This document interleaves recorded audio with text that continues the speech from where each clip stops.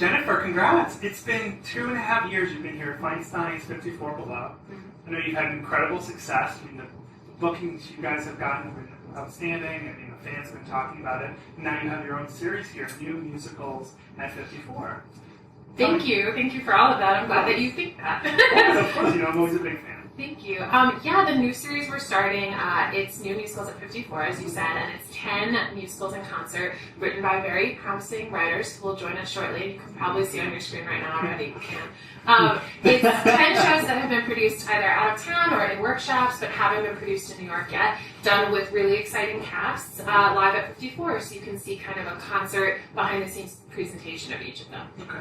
So what sort of prompted the idea for this?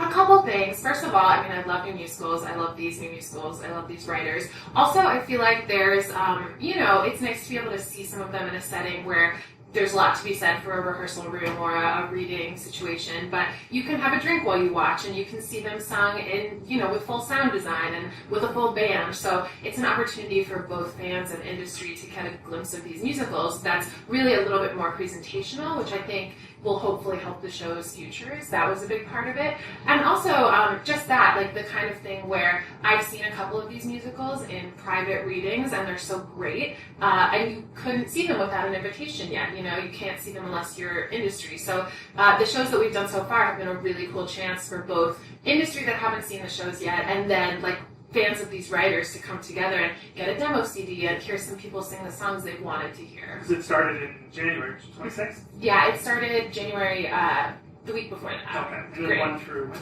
The last one's in May. We had a little bit of rejiggering, so the last one is in the middle of May. Okay, so it sounds like it was really easy to put together. You one day over the holidays, you said you would do this. Coordinating all of those schedules is definitely a challenge. But originally it started, we were going to do 10 weeks every Tuesday, and Broadway has other ideas, as it often does. But at least, we have 10 fantastic musicals, so there's that. Right. But you told us about the songwriters that you would have with us. Look at this. We have some guests. This is such Oh my God! There you are! This is crazy. You were in your living room. It's so weird. What do we have here? This is Zack Zadek and Adam Gwon, who both have shows in the new musical series. Zack is one of the writers of The Crazy Ones, and Adam is one of the writers of String. Zack, nice to meet you, and Adam. So Zack, tell us about your show. Sure. So The Crazy Ones is the story of Steve Jobs and the creation of the first Macintosh computer in 1984. So it's really sort of a really fine slice of time in this guy's life, American figure. And we sort of get in depth in his head and sort of try to understand some of the things that make him tick, and some of the things that led to the accomplishments down the line. Got it. So people are nuts fans about Steve Jobs and small guy, right? Yeah. Are you taking a path that's unexpected with the show? And I think that, in musicalizing it, we're trying to take sort of a very theatrical slice of this and sort of use musical theater in a unique way to tell a story that couldn't be told in other mediums, right? And to sort of be very specific. And we're not telling his whole life story, right? You're going to get a very specific chunk of time, but in that, hopefully, learn more about this person than you would in other ways. And Adam, what about your show? Our show is called String. I wrote it with a fabulous playwright named Sarah Hammond. And the story is an original idea of Sarah's, and we take the characters of the three fates from ancient Greek mythology and suppose that they are working amongst us in an office building here in New York City.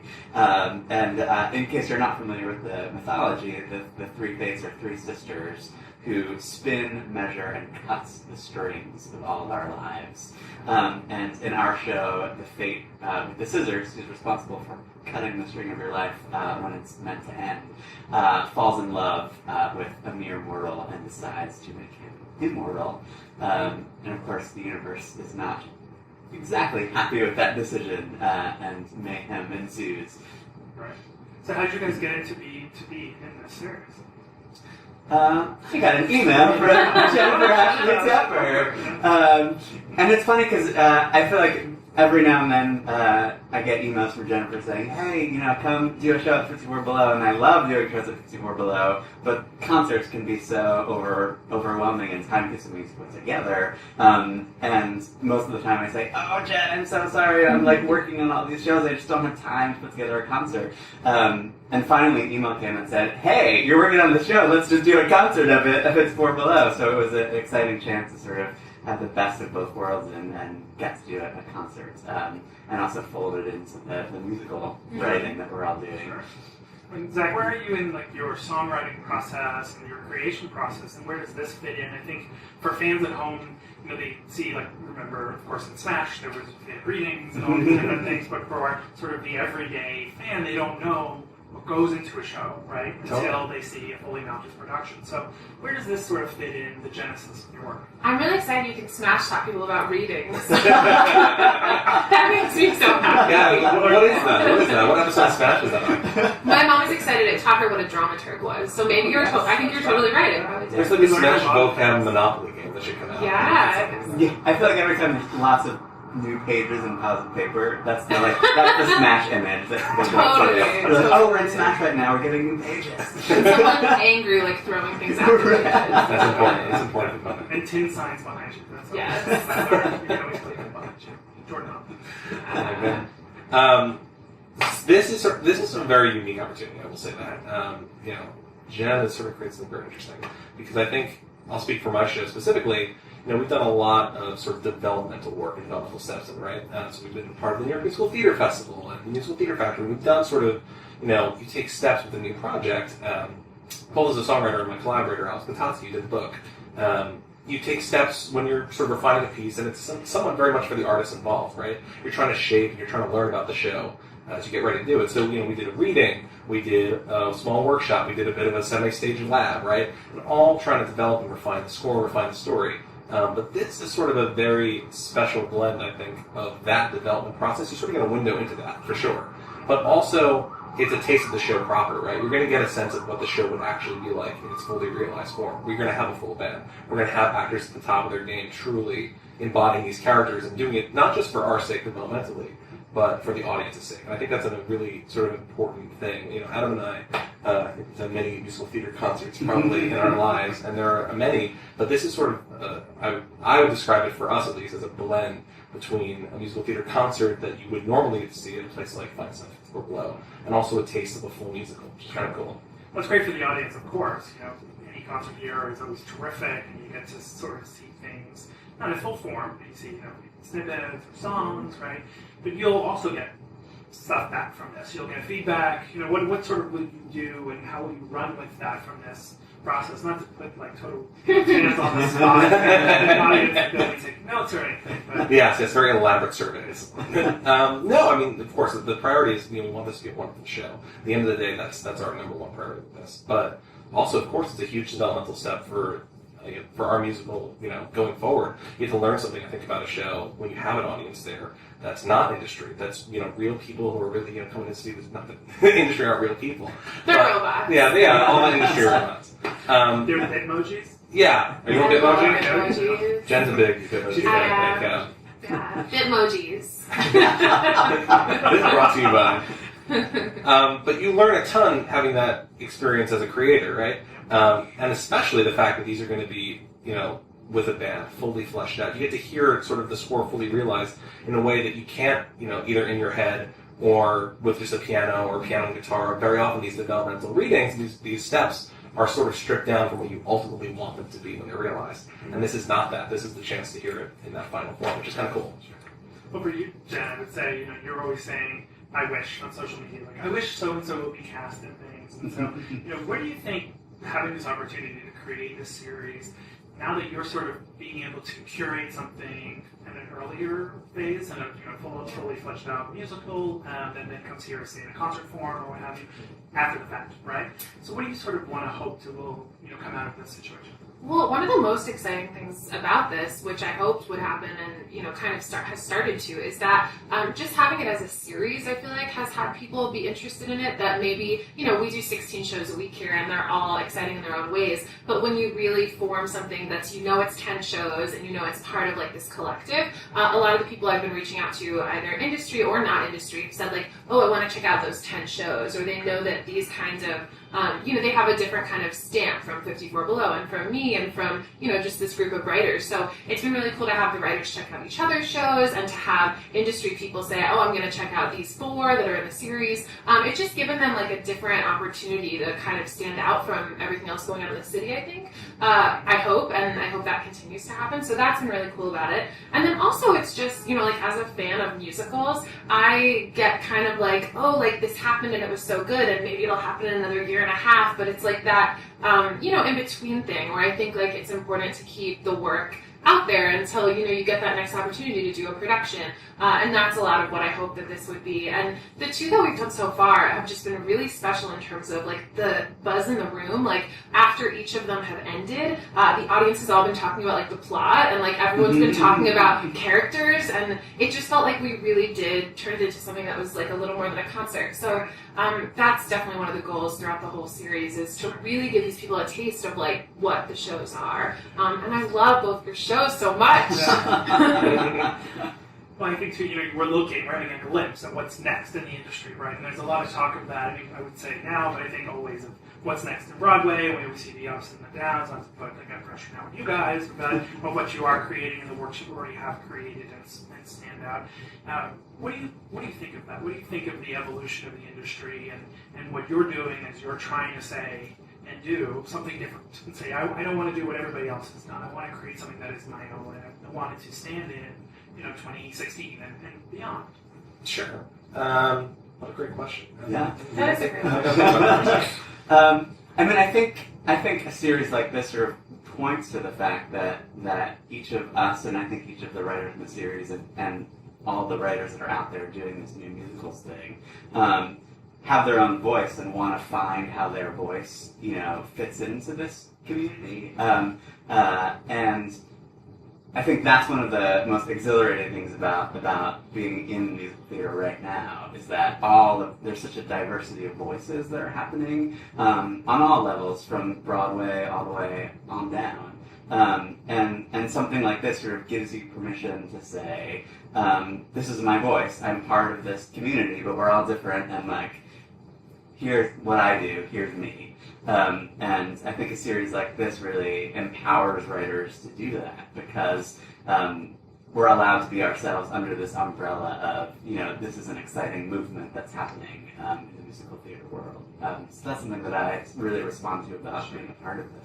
And also, I'm glad you feel that way, because a big goal of it was, these are all new musicals, but I wanted there to be a diversity of ages and races and, gender and number of years in the business. They're not all by people who are the same age, these shows, so they're all new people trying to do new things, but they're diverse in terms of, all of those aspects, so that was kind of the goal as well. Yeah. What I love is, as a fan, looking into this series, just the diversity also of the stories being told. I listen to Adam talking about this story right now, and first of all, I'm very excited. But, that is so different than the story that we're telling, and it's so different than, someone has a Doomsday musical in the series. There's all these amazing different stories, all, presumably with very different sounding scores, right?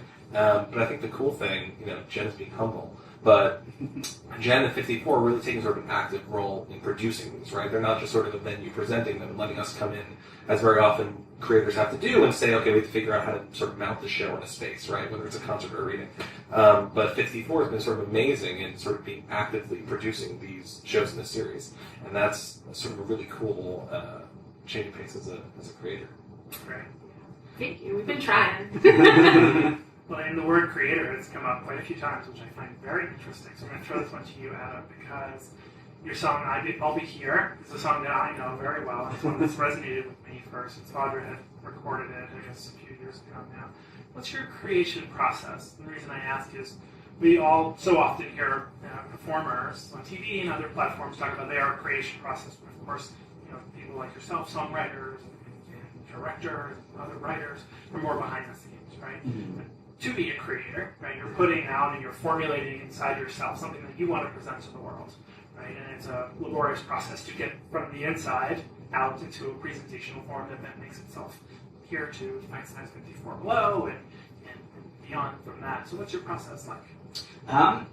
It's interesting that you say that, writers have something inside that they want to bring outside, because I think that impulse for me really feels true. And I think the hardest and most rewarding thing about writing songs is figuring out how to shape the sort of amorphous, abstract thing that you want to say.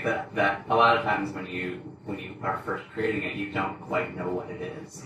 And I think the part of the process for me is figuring out how to articulate and organize all of that stuff that's in here into a form like songwriting, which has such a structure to it, has such an architecture, and so a lot of it for me is processing that first impulse and vomiting out something and then figuring out how to shape it. And I would say most of the process for me is that weird, amorphous, angsty, anxiety-filled time of feeling like I have something in there that wants to come out and not knowing quite what it is. And then once I have figured out what it is, what the thing is, then it's a more technical thing of organizing it into a song and figuring out what the hook is and what the harmonic language is and all that kind of stuff. But for me, I would say like the iceberg underneath the water is really that sort of instinctual, impulsive mess. And part of the thing that's so satisfying when something works is you've taken something that feels very messy and put it into something that feels less messy. And that's a very satisfying thing for me and my personality. You're working on so many musicals though. Do you just like walk around all the time feeling like you're gonna like vomit because you have all that going on? Yes, a little bit. I don't walk the hammer just over there. You can't see it. Yeah. And weird, a lot of my thinking and processing and wading through the mess happens for me when I'm walking. It's part of why I love living in New York because so much of my brain sort of like gets on a roll when I'm walking. And my biggest fear is that I'm gonna, get mown down by a taxi for the sake of my songs. I'm not I hope that doesn't happen. And it is interesting, right? Because like the show that you've written, while it takes place in a modern setting, it's from a very old story, right? It's a thing about how you, with your co-writer, brought together these ideas, right? And then putting that to music, right? And then to know that you want hundreds of people to be sitting for a couple of hours to feel, captivated by it, And I would ask the same question of you, Zach, too, because I think it's an important question to ask creators so that audience members do feel appreciative and feel that excitement that we all do feel when we see something new, that we just say, that thing that you walk out with, and say, I want everyone to see this. I have to tell every single person, I have to put it on social media, but sometimes they don't know where that comes from, why that emotion, and what that stems from. Yeah, it's a really sort of apropos question, because the crazy one, which the show is sort of very much about this, like in a pretty active way. So obviously the story is about Steve Jobs and the creation of the first Macintosh, but sort of I'd say that the theme of the piece is about building something new, right? Both the sacrifices that you have to take to get that, and there are immense sacrifices both as a theater artist, as an engineer, as a computer programmer, as a marketing person, whatever the side of creation that you're involved in, there's sort of immense sacrifice and immense choice in how you execute the vision that you have, right? So certainly for Steve and the characters of the show, they have to sort of wrestle with this about what you have to do to build something new and sort of the costs and the exchanges that are associated with it. And as a writer, I think musical theater as an art form is pretty remarkable because it's sort of a fusion of so many different things, right? At the end of the day, it's about telling a story, about telling a compelling story that people are going to want to hear. But then there's all these sort of individual components that have to add up to a greater sum of parts, right? To tell that story, whether it's the music, the lyric, the book, the performances of these actors. All these things have to come together, and it's really about sort of reconciling your own, that impulse that Adam talks about of wanting to make something new or build something new, to quote the show if you come see it. And all the other people who were sort of come together to make something, right? And I think what's sort of cool about when you're writing different pieces, and something like The Crazy Ones is filtered through a very specific set of influences, right? It's very minimalist, it's sort of classical mixed with pop rock, and you get to sort of use different sort of sets of those influences for each piece that you work on. Right. And you walk the streets too for inspiration? I walk the streets. You live in New York, you have to walk the streets. For your inspiration. Yeah, always for the inspiration. Just go outside, you'll see musical theater writers like walking around. Like in there. And you didn't know? Where do you want to We walk among us. What do you think is next, and what would you like to see next for the series? I'm trying not to make any decisions about doing it again or how it might work if we do it again until we kind of see how all of this goes and what works and what doesn't. I actually have said thank you to all of these writers like 100 times. I'll say it 200 more times for being like sort of guinea pigs and doing this like new thing.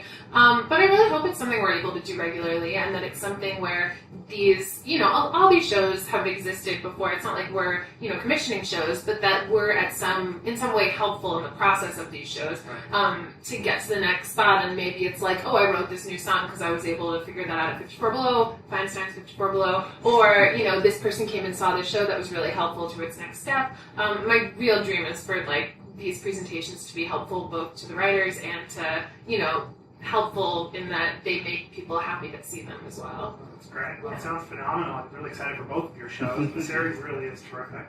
And it runs, you said, through May? Yeah, there's most of them are in the next 2 months, but they're spread out a little bit farther than that. So if you go to 54 Below /new, 54below.com/new, they're all there. It's the only new thing going on, just that. It's that simple. Yeah. I also like to recommend just going to 54below.com. It's also good. Clicking the calendar page and perusing to see what you'd like to see, including the series. There's also, we started a new thing called the catalog, which is on the site because we do so many shows. So you can actually go on the site and click on New Musicals 54, or you can click on duo shows or, songwriter celebrations or any number of things because there's so much going on there.